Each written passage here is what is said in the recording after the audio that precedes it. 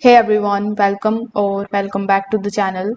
In today's quick tutorial, I will show you exactly how to check how many cards are in a list on Trello in 2025. This is a super handy way to track the tasks and manage your workload. So without further delay, let's get straight into it. First of all, you need to log in into your Trello account. Then you need to open that particular board where your list is located. As you can see, currently I'm here in my board. So in order to find the number of cards in a list, you need to simply just go to the list that you see over here, like today, this week. In your case, it might be to do or in progress. So Trello automatically shows you the number of cards at the top right hand corner of the screen of that list's title bar.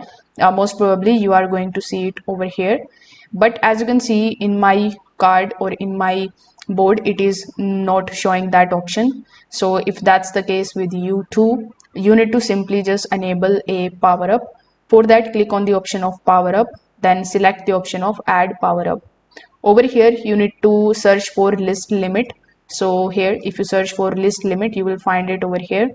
Now click on the option of add and wait for some time until this particular extension is added and enabled on your board.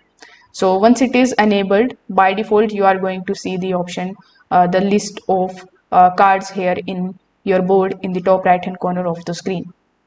If still this method doesn't work for you, you can simply press F on your keyboard.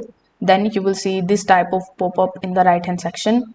Over here, if you press star over here, you can see it is going to show you the number of list in that particular card. So this is how you can check how many cards are available in the list on Trello. If this video helped you out, make sure that you like this video and subscribe to the channel. Thanks for watching.